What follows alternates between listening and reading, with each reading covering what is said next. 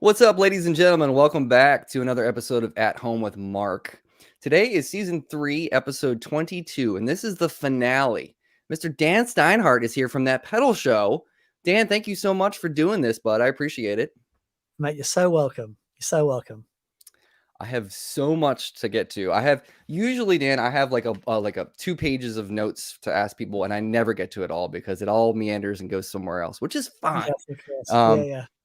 But my first question to all my guests is usually this, or a variation on this. But what is your first musical memory?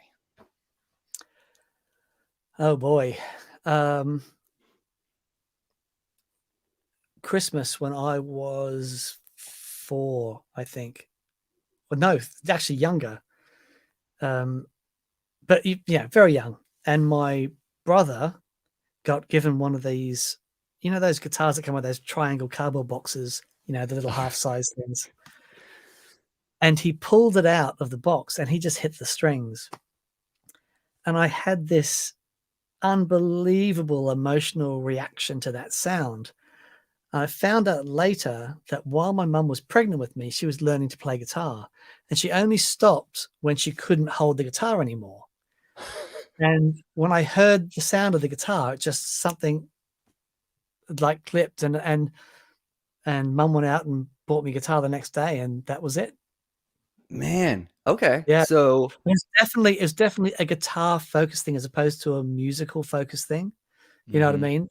The guitar sort of came first. The sound of it was what I connected with. But like my whole family were musical singers and whatnot. And yeah. Okay. So tell me more about that. The family's all musical, because I didn't grow up in a musical family. I had to seek it out. So Yeah, sure. So tell me a little bit about. Yeah. So my family were all singers. Mum was a singer, and so we grew up learning to do 3-part harmony and stuff. It was sort of very instinctive. But I guess musically it was fairly sheltered, fairly restricted with what we'd do. It was quite a religious household.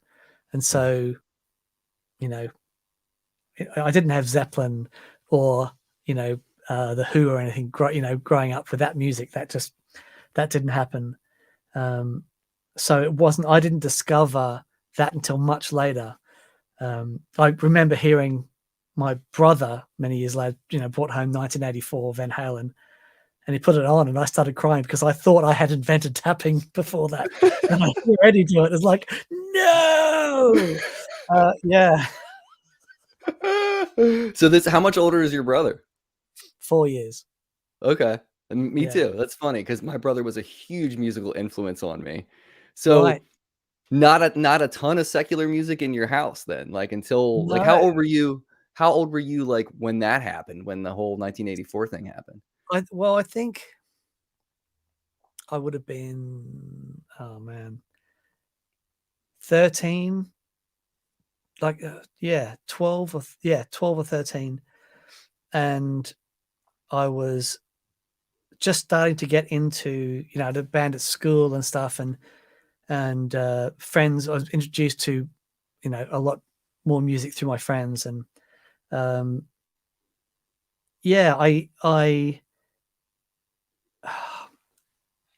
I'd always been, I'd just play guitar every day. I, had a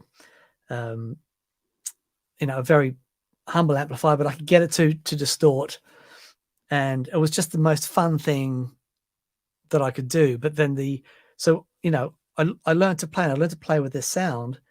Then hearing that music sort of came later. But once I heard it, I would put the radio under my pillow at night and just so no one could hear me play, that sort of stuff. That's brilliant. It was great. Well, I think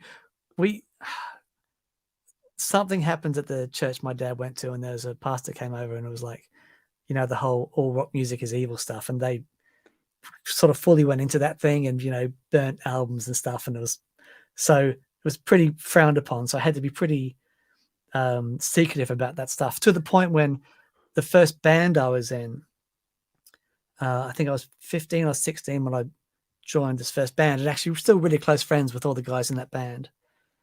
And this is in Brisbane, and we'd be playing gigs. I remember playing a gig at the Roxy in Brisbane one weekend, and I took 2 guitar cases to school.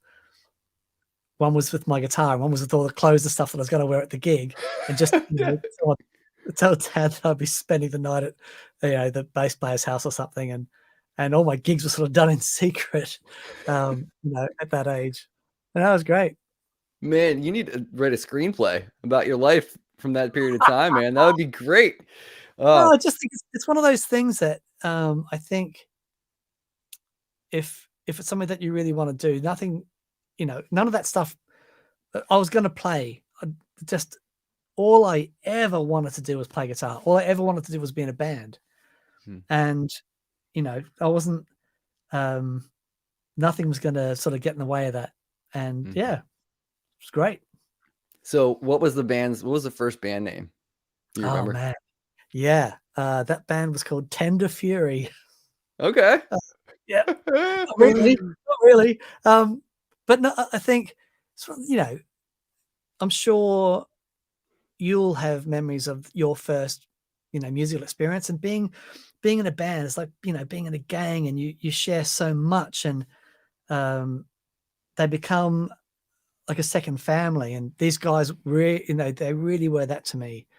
And it was just such a wonderful way to grow up. And we stayed in that band for years and years. I left Brisbane when I was 21 to move down to Sydney. We were in that band, for that whole period of time, and we were playing 5-6 nights a week around Brisbane, and it was just, it was fantastic fun. I couldn't imagine a more fun way to live your teenage years, going, to late teenage years. Yeah, it was just wonderful. So did Tender Fury change into a different band name when you guys moved? Did you rebrand? It changed to Alimony. Okay. And yeah. It's so funny, man.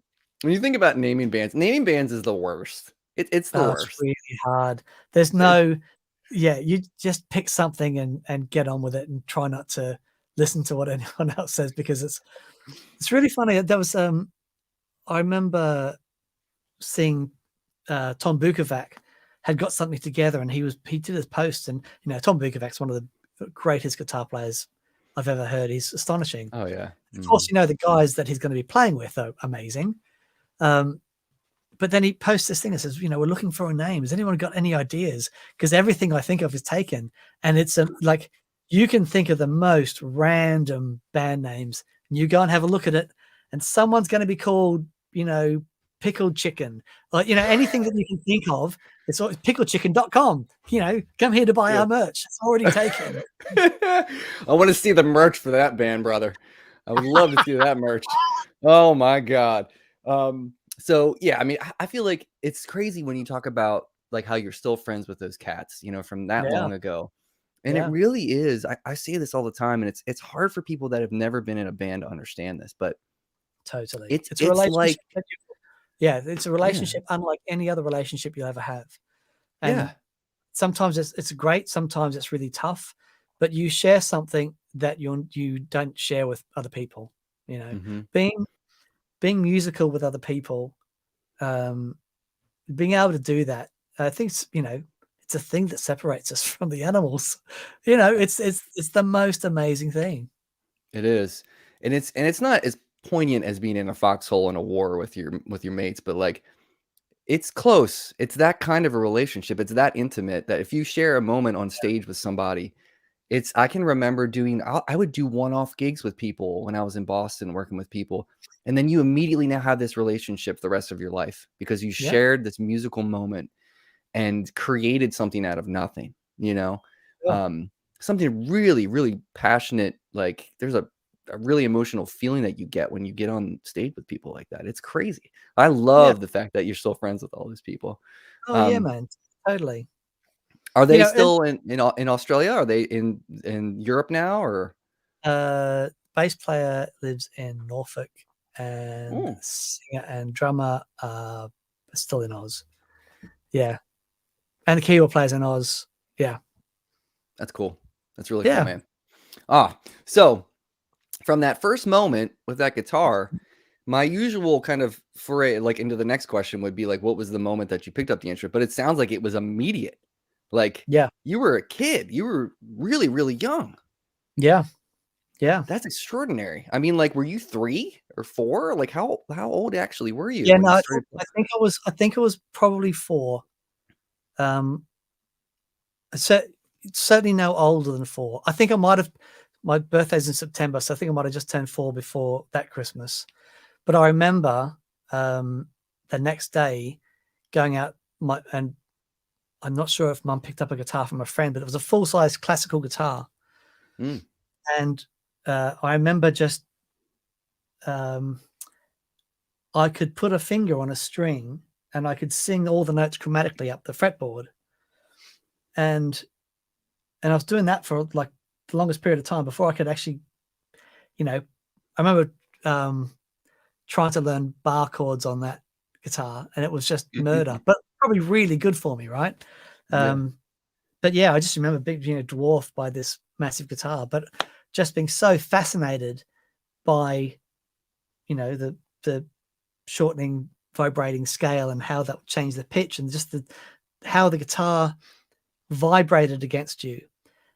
And it was such a different experience.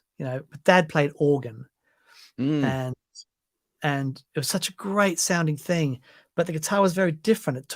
It took 2 actions to produce a single note, and you held it against you, and there was something about the intimacy of playing a guitar that I just clicked with straight away. And I think I definitely think the sound of that, the reason I had that emotional reaction is because those vibrations of the guitar as I was, developing, something clicked. There was a memory there of that. Man, that's crazy. And the fact that your Yeah, it's mom was crazy. doing that, I mean, it's Yeah. just, man, it's giving me goosebumps, dude.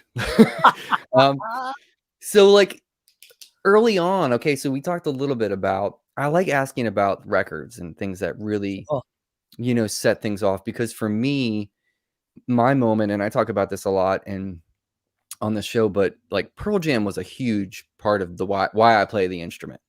sure. And for me, like sitting in a room and the first time I heard Nevermind and the first time I heard 10 was within the same 2 hours.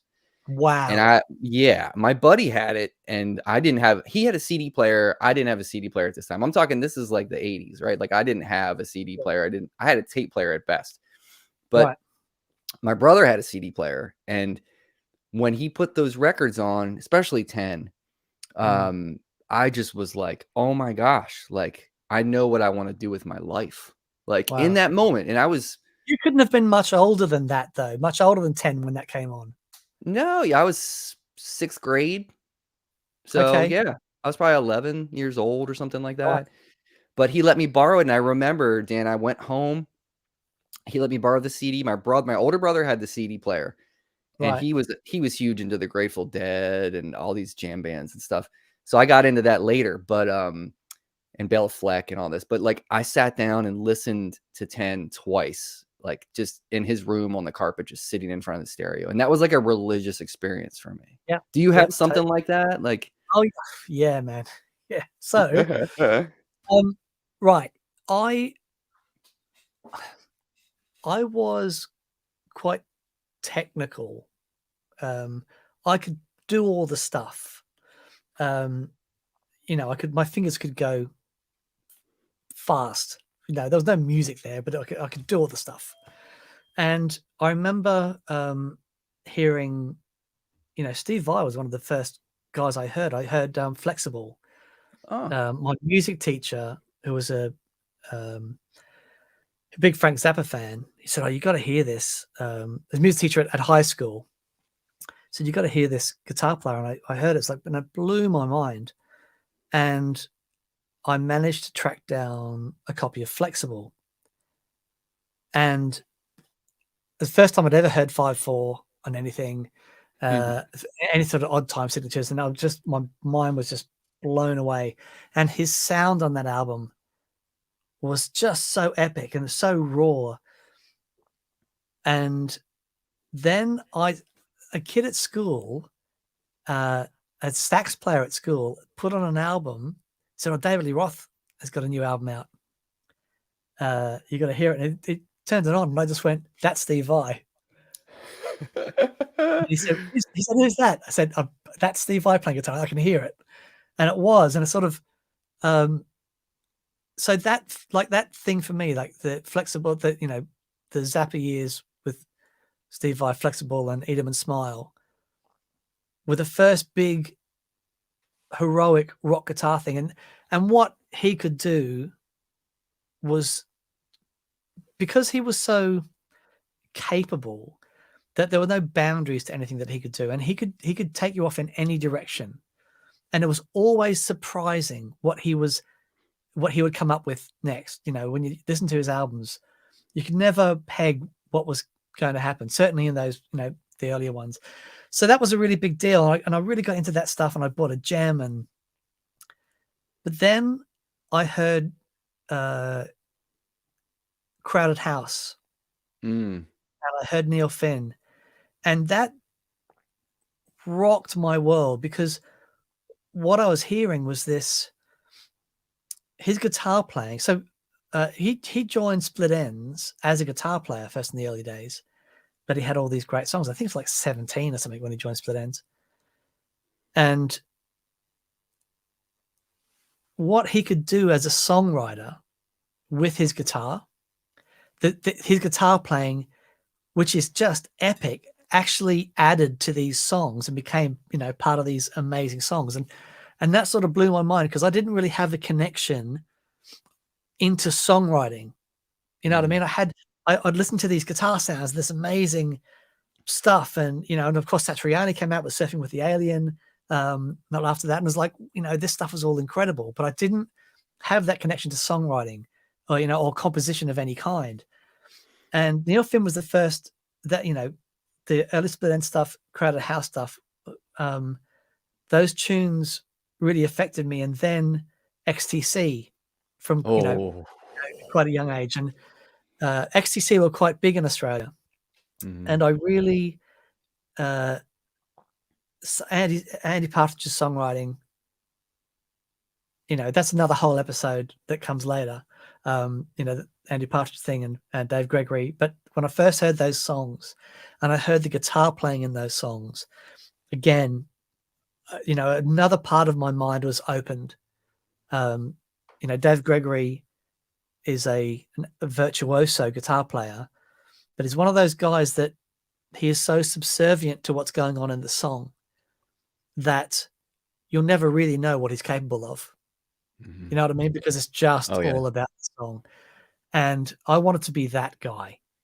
And it soon became obvious that, the more time I spent down at the local music store, the more time I realized, actually, everyone can do what I can do.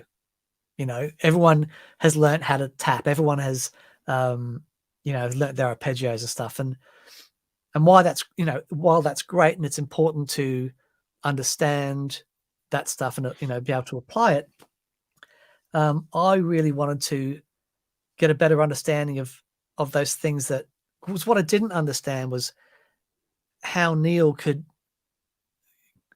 play a solo off the cuff that was, you could listen to it and go, there's a couple of fluff things in there, but why is it that solo moves me so much?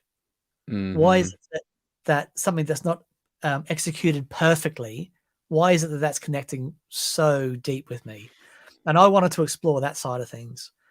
And so that led me to study music. And I studied at the Conservatoire of Music in Queensland, when I was 19. And I think around that age, I had, actually, no, it was a couple of years after that. But, so, all this music was happening. and then I heard, I think in the same week, I heard Radiohead's OK Computer and Jeff Buckley's Grace. Oh my god. Stick a fork in Oh, me, I'm done. yeah. Those two albums, I still listen to them on high rotation today. Mhm.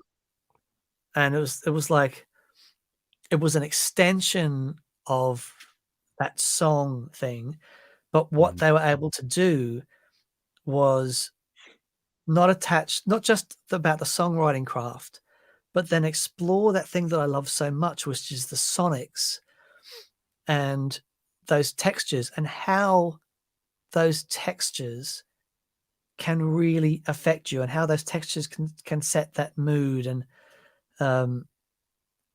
thinking of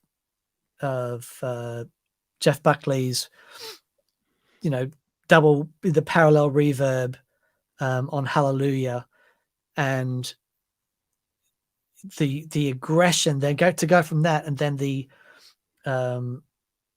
aggression that he can use in Eternal Life, and with a Mhm. Telecaster, and then hearing Ed O'Brien and the ambience that he would add to those songs on OK Computer, and how beautifully it worked with.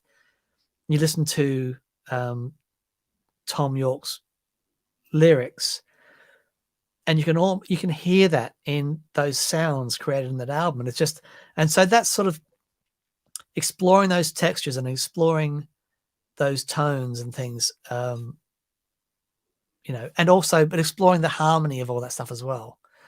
So Mhm. yeah, that sort of led me on that whole trip. So you've been a student of music since you were 4. I mean, you were ear training when you were playing chromaticism up and down the string. Like, you've been a Yeah, student your whole life, basically. When you really think about it. I I have. I think it's weird, right?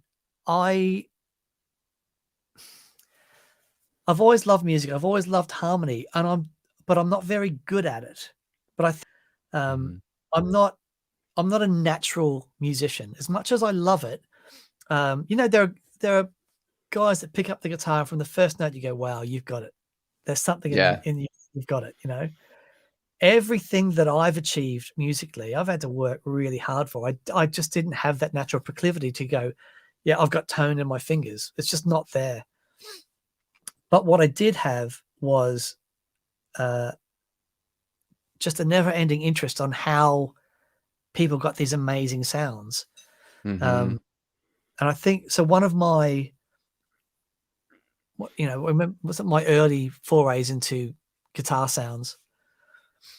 I was often quite criticized how thin my guitar sound was, and I've heard amazing guitar Really? players yeah, and I've heard guitar players pick up my rig and make it sound amazing, and I'm scratching my head, and so I had to work really hard to get good tone, and that led to sort of going down the whole analog route and all that stuff. But as far as being a student of music is concerned, like, I love jazz, and I Mhm. studied jazz in my early days, but um, it didn't.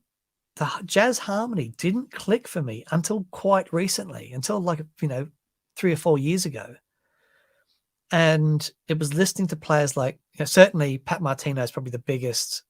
Um, when I heard Pat and I heard what was going on with him harmonically, all of a sudden I could hear the 4-note groups, and I could hear the altered, inferred chords and stuff that he would do.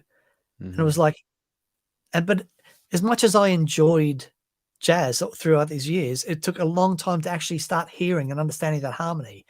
Even though I knew the chords and I knew it made up the chords and I knew the function of them, Mhm. um, it just took a long time for that to click. And now it has, and I'm sort of going deeper down that hole.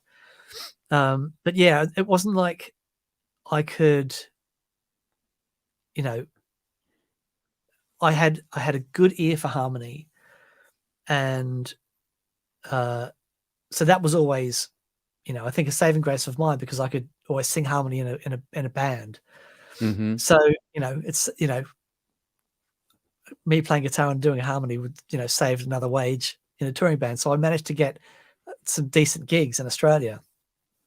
And just that experience of playing with all those players and that sort of stuff was the best education ever doing anything music.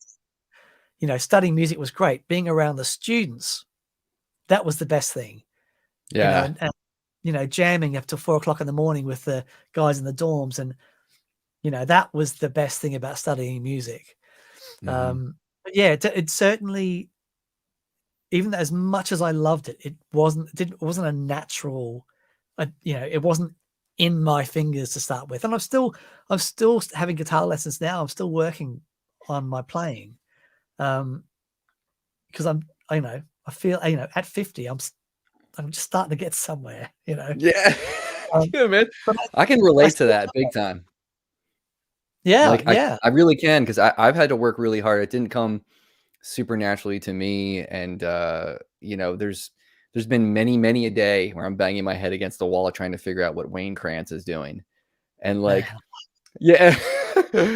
And you know, it's like, it's the persistence though. It's the like, I want this thing so bad, in my hands. I really want to figure out what's going on, and eventually it comes. And like, Yeah, totally. I think, you know, and my wife said something to me one time. I was like, oh, duh. She was like, you do realize when you're having a hard time with something, that's your brain trying to learn it, right? You do know that, Sure. right? Yeah, And I was right. like, oh yeah, duh. Like, you're right. You know, there are better halves are always smarter. That's, you know, that's why that Definitely. song, Oh, The man. Women Are Smarter. Yeah. I wanted to show you this real quick. To Dan's son, I don't know what I mean. If you can remember Monday's VCQ. Many thanks for having Dan on your show. Oh, bless you. Bless you. Oh, fuck, that's hilarious. So, so my son texted me while I was on VCQ. He wanted a couple of pounds to buy this skin for a video game. I'm like, you do know I'm busy right now, bud. He said, yeah, I know, but this is really important. What is it for? Oh, there's this really cool skin that's become available. And it's like, oh man. Oh, thank you. That's very kind. Oh my Hilarious. god.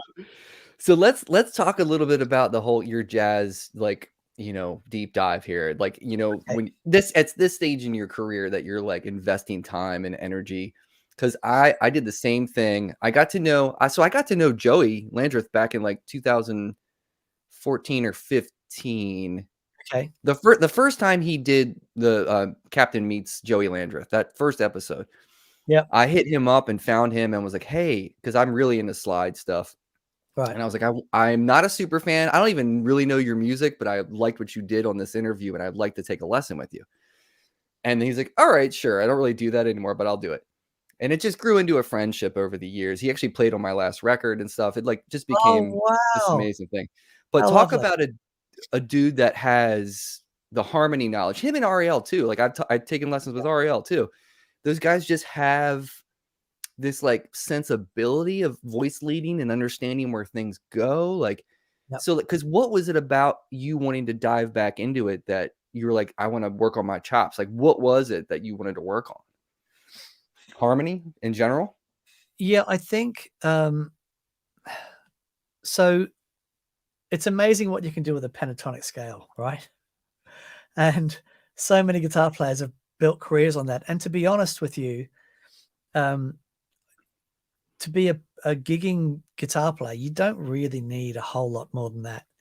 And I think even though I'd done the jazz stuff and I learned chords and I loved chords and the harmony within the chords, I loved that. But what I found was, because I was so busy playing, if ever I tried to do something clever, the simple stuff always worked great. You know what I mean? Mm-hmm. And as someone that's playing 5-6 nights a week, doing those sorts of rock gigs and pub gigs and stuff, 99% more of that stuff that, of the however many guitar solos that you'd have that night, you just got to keep it simple. And, and it was, it was really fun, and it was a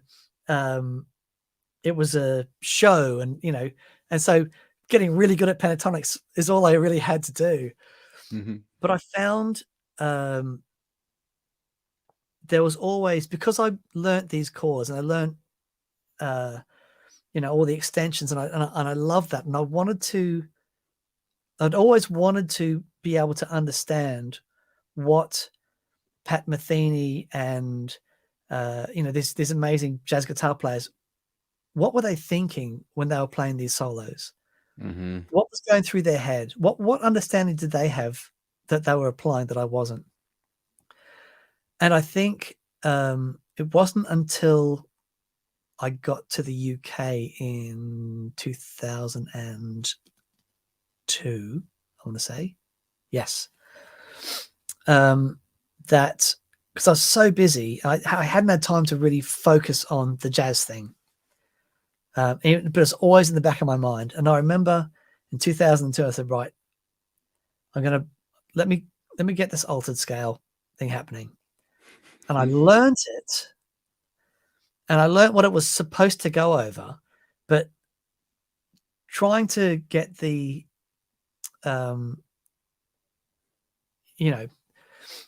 altered scale over an augmented chord, and trying to understand these other notes that are happening outside. I just couldn't work out what was going on there. Arpeggios, yes, of course, no problem. It's just all the chord broken down. But when I'd hear, these amazing jazz players, I just couldn't work out what they were doing and how they were applying, these strange scales and the whole half scale and the diminished scale and this stuff, So I learnt them, and I would try and, and I'd play them over these chords, and it just didn't make sense. Mm-hmm. Then while I was, I started gig rig, which is a whole other thing. But the first guy I met at my old boss's wedding, and there's a guitar player called Mark Johns. And at the time he was playing for Ray Davies in London. And he was another Australian guitar player. And he was really funny. My boss was getting married, and he was, this guitar player was playing as they walked down the aisle. And I went, why didn't you get me to do that? Anyway, this guy starts playing. And I'm like, oh my God, it just blew my mind. So we became really great friends. In actual fact, he was our first ever gig rig customer, because he saw that original Pro 14. He said, yep, I want that. And he used that on tour with Ray Davies for the rest of the time he was in the UK. But anyway, he became my guitar teacher, and is still my guitar teacher to this day. He's moved back to the UK. And we would only, like once every 6 months. And he was just so generous with his time. His understanding of music just is astonishing. His understanding of harmony and all this stuff. And he'd give me things to work on, and he'd give me things to dissect. And I think, it's very slowly over time, because it's taken me, to get to this point. It's taken so long, but very slowly things started to happen. And until I said recently, like a few years ago, I started to actually hear it. And now, like, for example, at the moment I'm dissecting D Natural Blues by Wes Montgomery, and going through all that stuff. And I can hear what he's doing and have an understanding of, what's happening. It's just wonderful. But it's hard work.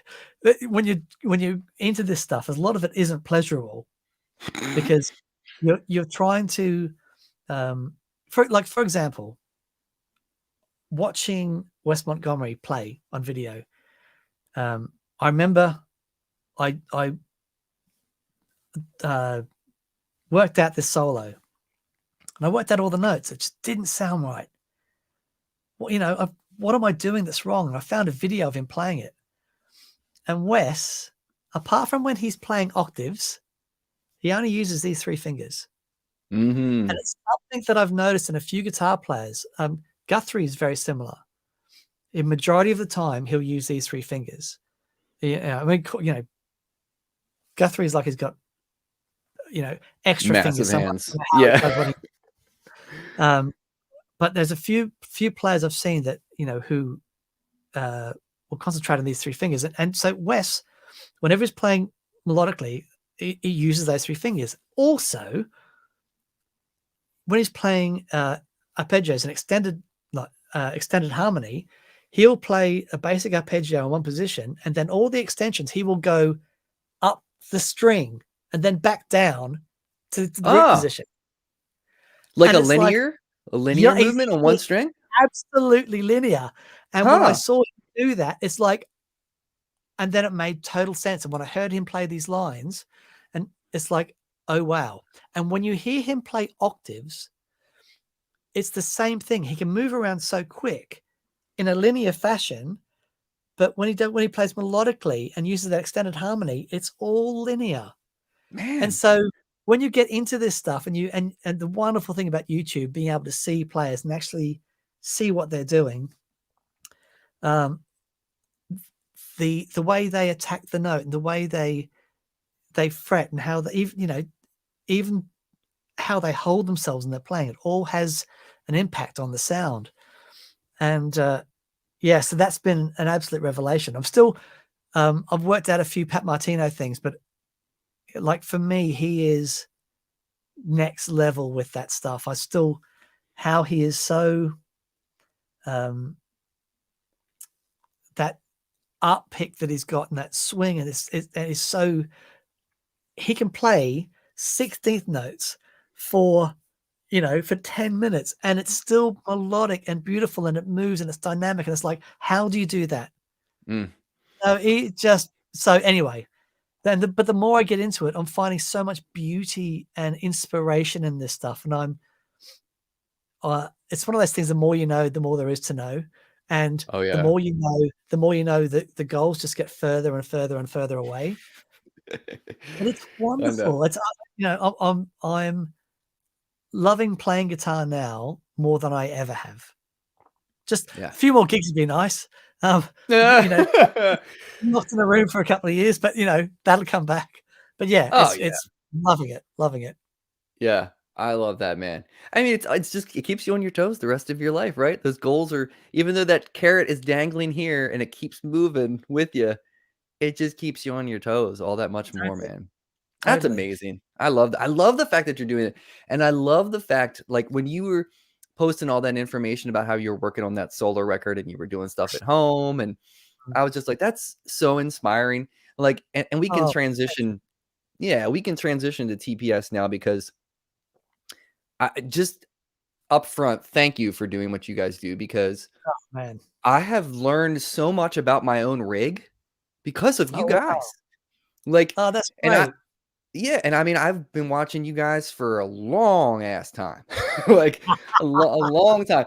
But I can remember a couple episodes where I was like, oh, like it was like a total light bulb moment where I was like, now I understand what's going on, like what an actual preamp pedal should do, like the Kingsley stuff, like that episode in particular. Right. I was like, holy crap, this makes so much sense. And then Simon Jarrett comes on and says, well, this is what it should sound like. And you're going, do you have a favorite episode of all the ones that you guys just shot over the years that taught you something? Because you know a lot, so it's like, what's a moment for you that taught you something? It's not, man, it's not. I'm still learning every day.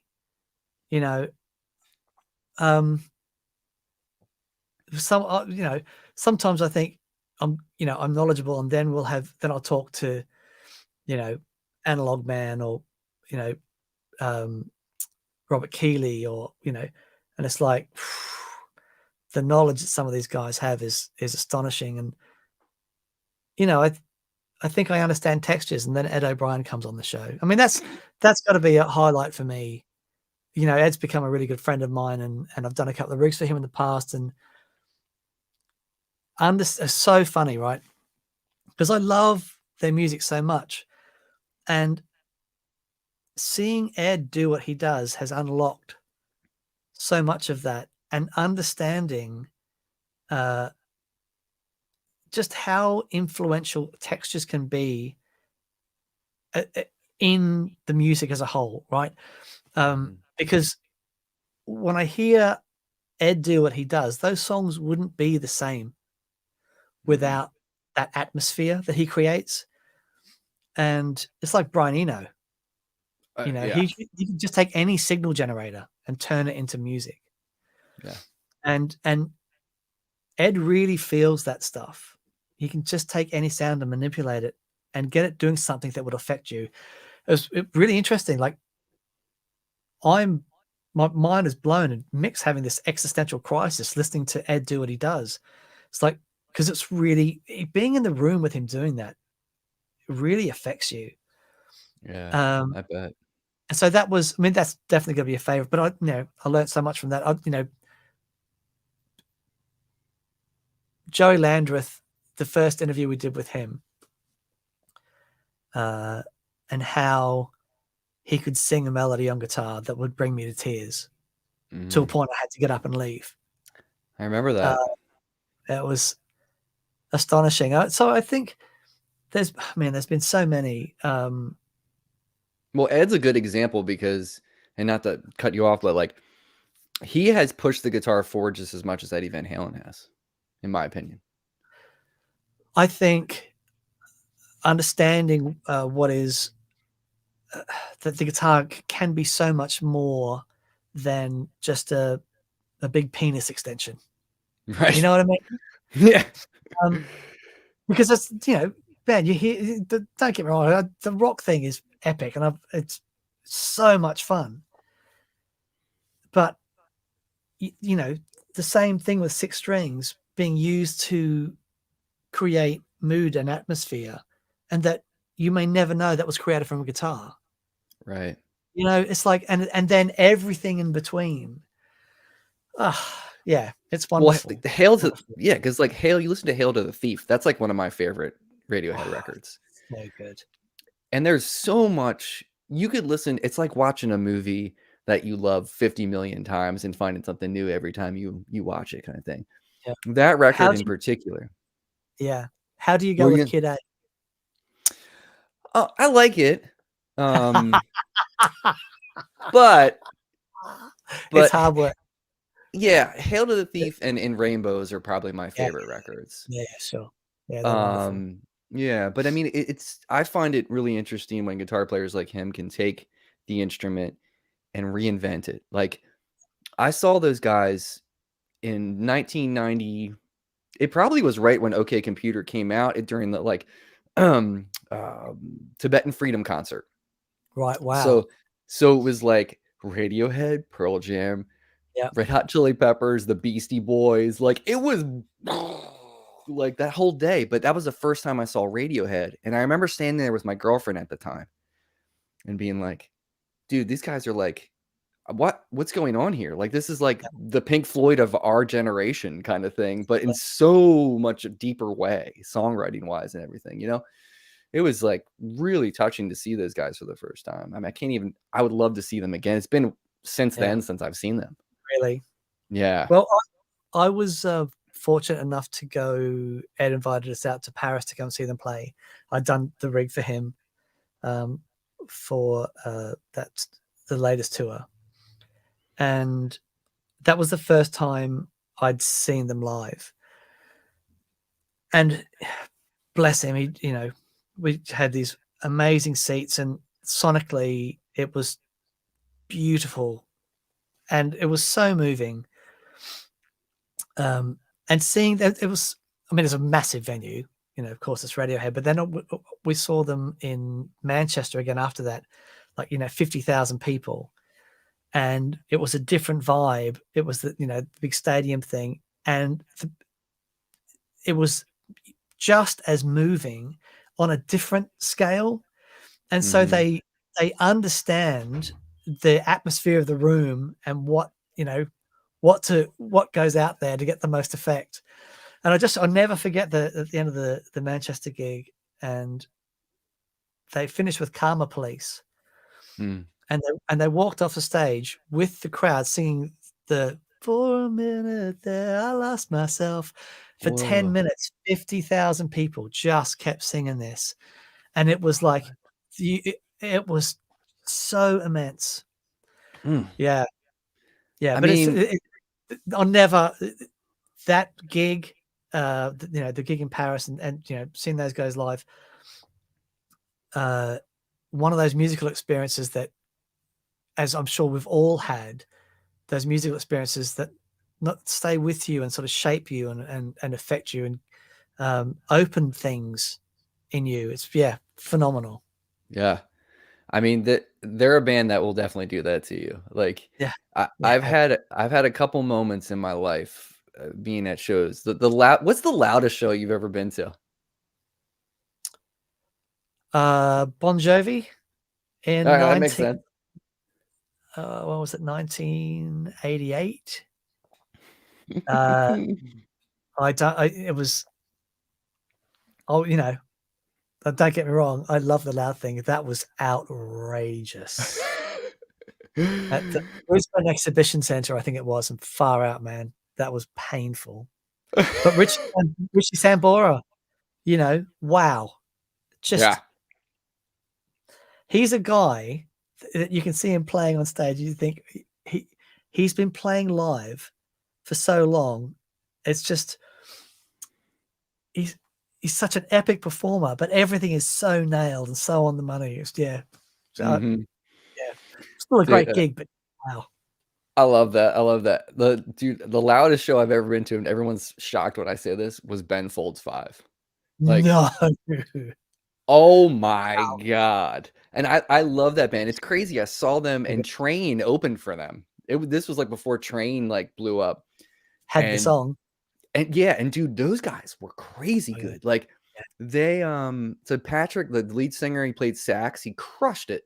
And then they played like a Zeppelin tune. I think they played oh my gosh, what song? I can't remember what Ramble On. And Right. he sang his butt off. And I was like, who is this band? And then Ben Folds came out, 3 dudes, and it was like the loudest thing I think I've ever heard in my life. And I was like, yes. But And he played the Thunderbird bass, right? With all the fuzz on it. yeah. Yeah. Robert Sledge. Yeah. Oh, yes. So just epic. Oh God, what a great band. And then we're running out of time, but I wanted to ask you. So I wanted to talk to you just really quick about gig rig because I wanted your opinion on it because I've been looking at like doing a MIDI setup forever. Sure. But I don't really have besides like, and this first question is really based on the automaton. So Okay. The tomato tone. yeah, yeah. So this is my thoughts about this. You tell me if you think I'm wrong, but Okay. I think that pedal is going to go down in history in terms of maybe getting the clown status because of the innovation of that pedal being the first thing in the history of stomp boxes and effects pedals. So like everyone's telling me like, oh, you should sell that. You don't use it. I'm like, I'm not selling that thing. That thing could be a collector's item 20 years from now. What are your thoughts on that, first and foremost? Oh, man. It's an epic overdrive, and it has a wonderful gated fuzz in it. It's really great. It's so flexible. I love that Joel teams up with people to manifest these dreams into reality. Joel is one of the best guys out there. I just love that man. I love his passion and creativity and his commitment to make stuff happen. I just think the world of him. And if anyone was going to bring out that pedal, it was going to be him. And, so he teams up with Benson. And so you've got this unbelievable preamp. And I think, so we did a show on it because we saw it and I thought, man, it looks amazing. Oh, gee, we hope it sounds good. And we plugged it in and we couldn't quite believe how good it sounded. So we did a show. We thought, let's grab all these classic old stomp boxes and just see how close we can get. And we were like, man, this is eerie. This is eerie. The WYSIWYG, what you see is what you get with the faders. So you always see where you are. And it's because this conversation I had with Joel earlier was that, how I love his stuff. What I found challenging with all of those styled MIDI pedals is that you can never see where you are. Yeah. And, and that is such a wonderful way to do it. It does mean that the pedal's going to be a bit bigger. It does mean, actually, it doesn't take that much more current. They're not really that current hungry, those flying faders. Mm-hmm. But you get this, it's so easy to manipulate stuff, to know where you are. So I think for a couple of things, I think it really pushes the boundaries of that technology to have, the MIDI stuff that's in that pedal's been around for forever, right? Since the 70s. I love how we're still using it because it's one of those things that worked the first time. There's a new MIDI coming out, and we'll see. It's very, very clever, and there are people that use and know so much more about MIDI than I do. But for basic, PC and CC messages, just in those two, there is so much capability. So the fact that you can change a preset on that pedal, and then with an expression pedal using a CC message, you can change the mid filter, and suddenly you've got this built-in wah. Yeah. Yeah, it's great. Now, whether or not it becomes collectible, so what would have to happen for that? Joe would have to stop making them. Mm-hmm. There would have to be something happen in that pedal that you simply couldn't make it anymore. Mm-hmm. The other question is, how many are out there? So I don't know how many clones are out there. I should know. But I've got a suspicion there may already be a lot more tomato tones out there than clones. I bought a clone in 2002 from Bill. Right. And I sold it in 2015 for like $1,500. And I think I bought it for $300, and that was a lot for me as a kid right out of college. And like, I'm like, who spends $300 on a pedal? You know what I mean? But man, but my question really about the gig rig stuff is like, who do you think is the best candidate for using that? Because for me, I mean, I'm not touring right now. I'm not doing anything like that. I just want the ability to kind of like hit one button, have two pedals come on kind of thing. Yeah. So is that the, kind of base level of like, yeah, that would work for you then. If you want something like that, that's a way to control it. Because I'm so curious. I've like really wanted to dive into it a little bit more, but I'm scared of technology in a way where I'm like, I think I'm too stupid to know how to use this. You know what I mean? So that's my hesitation with it. I think I made it for me. So my first rig was a Roland GP8 into a solid state power amp, into a 4x12 that I'd cut down the middle to make two 2x12 cabinets. It sounded awful. Were you running those in stereo on a stage? Like, of course, nice. I was.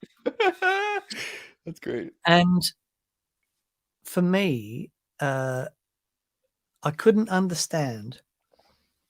The stuff I had was state of the art. Therefore, it had to sound the best, right? So I couldn't understand why I couldn't get these amazing guitar sounds. It was years later that I was in a studio with a producer, and he said, "Oh, we're going to put that stuff aside now." Because I experimented, of course I did, and bought stuff and sold stuff, and ended up having heaps of stuff, but it was all based around technology. And I started getting inklings that something was amiss. I remember I had an old DD3 digital delay that I'd borrowed off a friend, and because it had a sound in it, I heard, like, that's cool. And then Boss had released this big multi-effects. I thought, well, that's got that in it. And I remember dialing it in for this gig, and I just couldn't get that delay sound, even though it was a digital delay pedal. It sort of blew my mind. Anyway, I'm in with this producer, and he says, try this. Let's give that a go for a minute. I've got a few old things. And he pulls out this Electric Mistress, which I have. Do I have it here? That's your baby, right? You love that thing. Yeah, I do. Where's it gone? I love it so much. I don't know where it is. Anyway, so he pulled it out, and then I was playing a Telecaster, and I plugged into a deluxe reverb, and I just hit this chord, and I couldn't believe it. This texture and everything happened. I was like, okay, it blew my mind. What's going on here? So I got into, started exploring all these effects. And I took a credit card. I went straight down to Guitar Crazy at Coogee, and I bought an Electric Mistress, bought a CE1, I bought a Phase 90, and I bought a Tube Screamer. Tube Screamer went back not long after. I just couldn't get on with it. But anyway, what I found was I had these amazing sounds that individually, they sounded fantastic. I really struggled when I put them together. I noticed that something was missing when I started to chain these effects together. It just had this effect on my sound. And the other thing was, because I've been so used to rack systems and touring, playing these songs, that I had to go from one sound that had delays and reverbs to another sound that had chorus and a slapback and whatever. And I had to do it instantly. And using the pedals, it was impossible. Mm-hmm. So that was a big issue. Now, I knew that there were ways to do it. A friend of mine was guitar teching for a guitar player in Australia, Mark Lizotte, better known as Johnny Diesel. And he was, my mate says, I'm trying to program some reverb into Johnny's rig. Can you come down? I don't know MIDI. I got no idea what I'm doing. So I went down, and Johnny had just had this rig built by Pete Cornish. And it did all that. You could hit one button and it was a different sound than that one. And it turned on these pedals and stuff. And it was like far out, man. It was epic. But it also cost the same as a house in Australia did at the time. But so that sort of stuff was like, no, this is ridiculous. And anyway, I searched and searched and searched, and there was just nothing out there. And the producer I was working with, a guy called Paul DeComo, he says to me, you should go and just do it yourself. And I went, I will. So I did. It took a long time, and worked with some really great people. But, that was the start of everything, because I needed to design something for myself that I could get rid of things out of the signal path when they weren't there, that I could hit one button and turn on different combinations of things, but also have control over the gain structure, so that when I turned on my Mistress, that little level drop it has, that I could compensate for that. Mm-hmm. So all those sorts of things, it's but the most important thing for me is that when I didn't have anything on, I knew that my guitar was plugged straight into the amp. Yeah. Or if I just had a fuzz face on, I knew that my guitar would go straight into the fuzz face, into the amp, without anything else in the way. Because one thing I understood with my playing, because I couldn't pick anything up and make it sound good. There are things that I worked out along the way. Is, okay, if I plug straight into an amplifier, I can work with that. That sounds good. And if I'm really minimalistic with a pedal here or a pedal there, that sounds great. But as soon as I started chaining these things together, and I think for me, as soon as I went through any AD converters, I found it really hard. So, I sort of worked out with all these things, and that's what started that whole journey off. So it's basically for anyone that wants the flexibility to be able to experiment with all these wonderful pedals and, and all that MIDI stuff, but also loves that idea of plugging directly in. Yeah. So getting that stuff out of the road when you don't want it there. Yeah. Okay. Well, that makes sense to me. I mean, I'm like such on the line right now about getting into it. It's just, I'm right there. And then, until I start gigging heavily again, it's like right now I'm just like, well, I'm just making demos. I'm doing demos and doing this show. Sure. Like I don't Yeah. need anything right this second, but I'm Yeah, so absolutely. There are, you know, this, don't get me, this stuff is fantastic. It's definitely not for everyone, Mhm. because there are,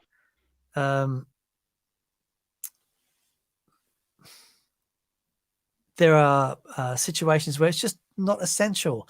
If you want, if all you're using is a fuzz and delay, you don't need a switcher able to switch 12 pedals, Right. but if you've got a big pedal board and you want to be able to do parallel signal paths and have delay trails and switch things with MIDI and use expression and all this stuff, Mhm. then doing it without a system like that is really challenging. What I found was my performance became better because all that stuff was taken care of, especially because I do prog. So, part of my XTC story is when I met my wife playing an XTC song in Sydney. She was from Swindon and had played in a band with Barry Andrews, who was the keyboard player in XTC. So we met, and then lo and behold, we moved over to England. They'll get married, moved to Swindon, and I meet Dave Gregory at a Matt Schofield gig, and ended up being in a band with Dave Gregory for 10 years, and we recorded a couple of albums and that stuff, and it was all progressive. But what I found was being able to control my sound like that meant that I didn't have to think about it at the gig, Mhm. and that Yeah. really helps. If what you're playing is complicated, being able to switch from one sound to another sound with one step, as opposed to having to turn 4 things on and 3 things off, Mhm. is really helpful. Yeah. That's amazing. Well, Yeah, the I had product to get is the Dave Gregory amazing. story in there, because I know right now anything to tell that story. Well, last thing before we do our lightning round get down. Have you guys seen Okay, this yet? Have you seen this yet? no, This is an Australian company. They're pretty okay, new. One of my friends turned me onto this. I just got it yesterday, and it's the competing TS10 type of a thing where it's like, okay, if you put like Jesse Davies like Blues Power and this kind of in a ring to fight it out type of a thing. But okay, man, interesting. I think you guys would like this, and Okay, it's an Australian company, so it's pretty sweet. there's some great stuff coming out of Australia. Oh yeah, yeah, I know. There's so many. It's funny, like since quarantine, have you noticed a huge bump in like the boutique pedal builders? Because Man, it seems like a it's lot of people are.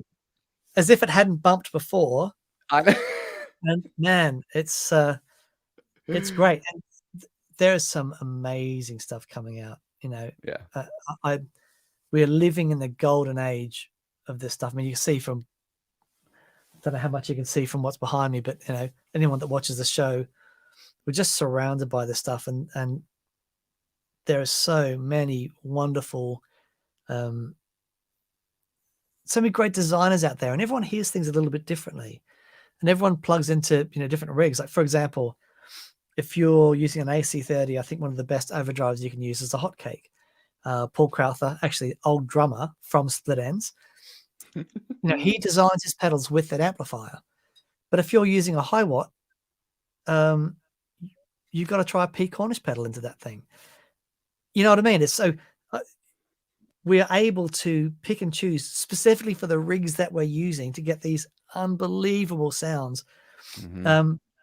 You've got hologram effects that you can just plug your guitar into a pedal, plug that into the amplifier, and just hit a note, go away, have a bite to eat, and it'll do the gig for you. It's amazing. I know it's crazy because I've noticed that recently. I my 40, or maybe I was 39. My midlife crisis amp purchase was I bought a two rock because I always wanted one, and then Mark That's just Bartel. that's just wisdom. It's just showing Yeah. the wisdom of age. That's all Yeah, that is. it's true. But Mark Bartel from Tone King, previously Tone King, Yeah. and now Bartel Amps, he's in Baltimore, so we're buds. So he's been letting me borrow and demo his amps, and he just brought me like his first Imperial. Oh, It's like wow. his Imperial, and it's Right. funny when I plug my board into that comparatively to plugging it into the two rock, it sounds different. Yeah, It totally. just sounds Yeah. totally different. And I like that because I like the like creative nature of like, oh, I'm gonna take this amp tonight, which means I should take these pedals because this pedal sounds better with this, you know, to push Yeah. the front end or whatever it may be. But like the That two is one of rock, my absolutely. So one of my favorite videos we ever did was one way back in the early days. It was like, what do you think this fuzz sounds like? We hear it plugged into a Marshall, same fuzz plugged into a Fender Twin. You know, it's mhm, like this thing doesn't have a sound. It's only reacting to what goes into it, and then what comes out of that, that's going to react. You know, it's just part of a sort of what do you call it, an ecosystem. And it's like, yeah, okay. I always thought a big muff sounded like that. In actual fact, it's the way that the amp is reacting to the big muff. That's the yeah, sound, you know. So yeah, it's cool, man. I love this stuff. I mean, we could yeah, talk about this for it is. forever. It's wonderful. It's Mm-hmm. wonderful. Really We have is. moments on the show that, you know, when the sound is happening, and we just get transported. And what I love about great guitar tone is that it can you end up playing outside yourself when you feel Uh-huh. connected. That's the most important thing for me. Playing guitar has saved my life. Absolutely. Mhm. And having that connection through an instrument, that connection is everything. And I know when it's connected because I end up playing outside what I'm really capable of. Mm. And that's just our whole thing is about just helping people feel connected with their instrument, feel connected with their sound, get that loop going that, you know, starts the guitar and comes out and then feeds your heart and then comes back around, that sort of emotional feedback loop. It's just Mhm. the most wonderful thing. And for me, that is part of a happy life. You know, it's part of my circle of a happy, or triangle of a happy life. It's yeah, wonderful. Amen, my friend. Yeah. So, apparently 8,000 clans between 94 and Oh, 2009. really? So, Okay. yep. I So we think, will yeah, yeah. I do know that a little while ago, Joel Corti just made his 10,000th mood. Oh, So, yeah, that's a cool yeah. pedal. Yeah. Okay. Nice. All right, you Lightning ready to round. do this lightning round? Let's do this thing. Lightning round. Let's go. All right, Dan. So we're gonna cruise in an altitude of about 110 BPM here for some suspense. Okay. The Okay. first question. Now, here's the deal. So you can explain your answers if you want. You don't Yep. have to. You can burn right through them. I love hearing explanations, but not required. Not required. All right. Um, First question is always the same. Yep. Lennon or McCartney? McCartney. Matchless or Vox? Oh, matchless. 112 cab or 212? 212. Die Hard. Is it a Christmas movie or not a Christmas movie? Of course, it's a Christmas movie. Of course, Die Hard is a Christmas movie. It absolutely is. Cake or pie? He's Oh, become a Christmas tree decoration of him in I the, know. I saw you that. know, That's Christmas brilliant. film. I love it. Christmas. All right. Yep. Cake or pie? I can't have either. I can't do Uh, wheat. oh, okay. Okay. Fuzz Pie was face or not big big enough. fuzz face or big muff? Fuzz face. How a guitar looks. Is it important or Everything. nah? Of course it is. Of course it is. Man alive. All right. London or Sydney? London. Captain Kirk or Captain Solo? Oh, Captain Kirk. Come on. All right. And then the last question, Dan. Sometimes it's the hardest, sometimes it's the easiest for people. Okay. Okay. If you could take one album and erase it from your memory, so like you've never heard it before, just so Boy. you could go back and listen to it again and experience it for the first time again, what record would that be?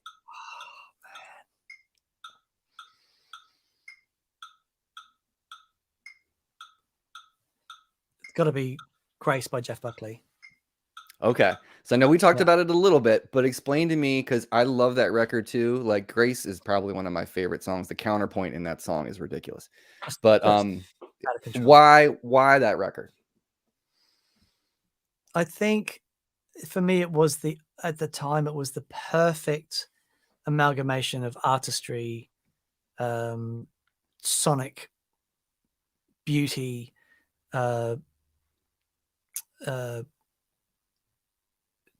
epic musicianship, the songwriting. It was so unique when it came out. His ability to make you feel something. Man, It's that the whole guy. package. It's Yeah. just everything. Everything. Yeah. It also happened at a very special moment in my life. See, maybe if I hadn't heard it and then came back and heard it now, it might be different. But I was at that point in my life where, yeah, it just came at a very special moment in my life. Yeah. It takes you on a ride, man. Like that whole record is just a ride. And my wife is not into like that type of music. She like does not like Pearl Jam. She does not like it when I listen to Soundgarden. She's not into it. But I did come home one day from the grocery store, and homegirl was spinning my copy of vinyl, and she was listening to Lover You Should Have Come Over. And I was like, if you're gonna listen to a Jeff Buckley tune on that record, Lover You Should Have Come Over is the one I thought you'd be listening to. Totally. Well, the night I met my wife, we were back I was with her and some friends in a house, and she was a massive Jeff Buckley fan. I was playing the songs, and we were just singing together the album. That was the night we met. Oh, man, that's beautiful. Yeah, very, very special. Oh, man. Well, then that is the correct answer, my friend. That's 100% the correct. Well, Dan, man, I cannot thank you enough for doing this. It's my pleasure, mate. My pleasure. Dude, I mean, doing what you guys do, like I said, it means a lot to the community, and I've been educated so deeply from what you guys do. So keep doing it. Thank you again. Thank you very much. Well, thank you very much. Of course.